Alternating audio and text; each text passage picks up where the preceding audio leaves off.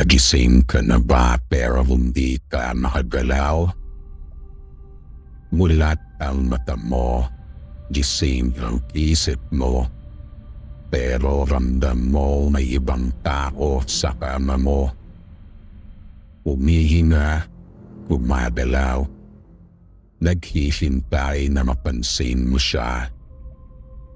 Bago tayo magpatuloy, siguraduhin mo nakasubscribe ka na. Dahil ang mga kwentong tulad nito, mas delikado pakinggan kapag mag-isa ka. At kung gabi mo ito pinapanood ngayon, subukan mo silipin ang kama mo pagtapos kung may lakas ka pa. Lumipat si Adrian sa isang mural apartment sa Maynila. Tahimik ang lugar. Halos walang kapitbahay. Perfect para sa taong gusto magsimula ulit. Unang gabi, mahimbing ang tulog niya. Hanggang sa bigla siyang nagising. May kakaiba. Parang dinagdag na bigat sa kama.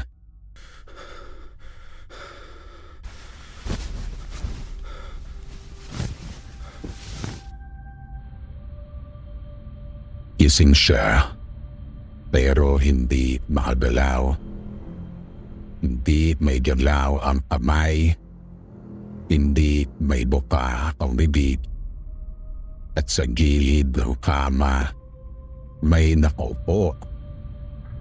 Isang maitim na hugis, balang mukha, pero sigurado siyang nakatingin ito sa kanya.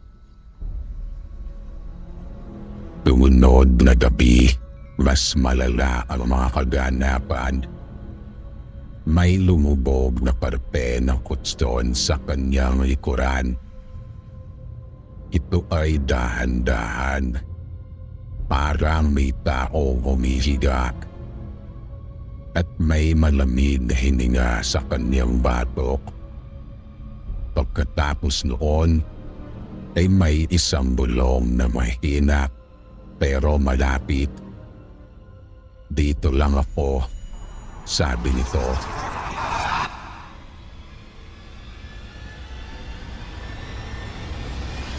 Sleep paralysis. Ganon ang sabi sa internet. Normal lang daw. Dahil sa stress, pagod, imagination.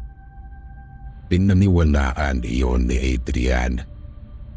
Hanggang sa mapansin niya, tuwing umaga, dalawang parte ng punan ang may bakas na ulo. Hindi isa, ito ay dalawa.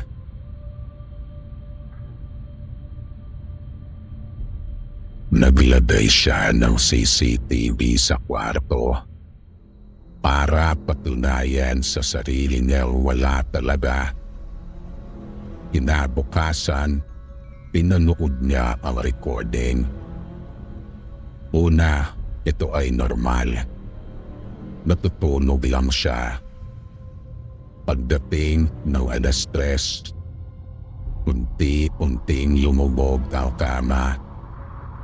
Walang tao, pero tinig mo ang tunog ng paghinga nito. At sa dilim, ay may nabubuo kanino.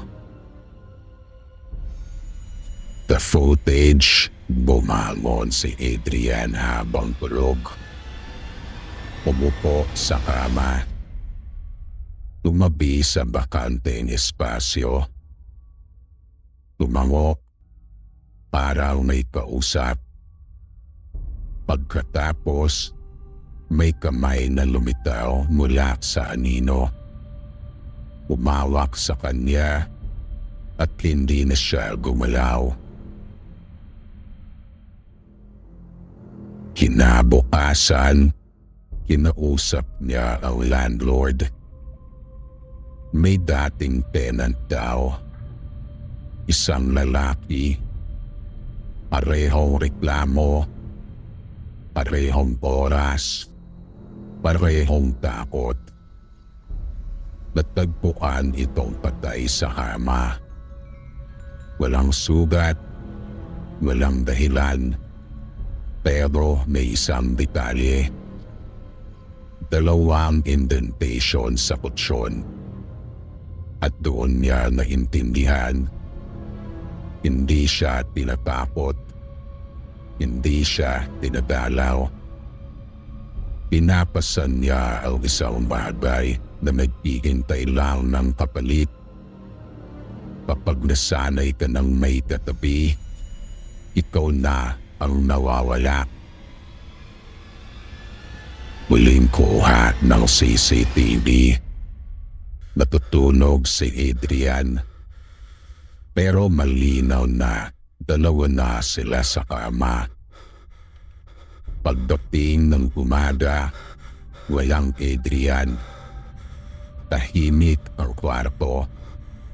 Hanggang sa bumalaw ang kumot. May bagong taong nakahiga. Nakatingin diretso sa kamera. Ngumiti. Parang matagal na siyang nandiyan. Ngayong gabi, bago ka matulog, subukan mong pansinin ang kama mo. May parte bang parang may nakahiga na? Kung umabot ka hanggang dito, mag-comment ka ng mag-isa lang ako. At kung sakaling magising ka mamaya na hindi makagalaw, huwag kang tagadilingon sa likuran mo. Dahil minsan, ang pinakadelikadong katabi mo ay matagal mo na kasama matulog. Subscribe ka na dahil sa susunod nating kwento, baka hindi ka na makatulog muli. Hanggang sa muli mga ka-horror.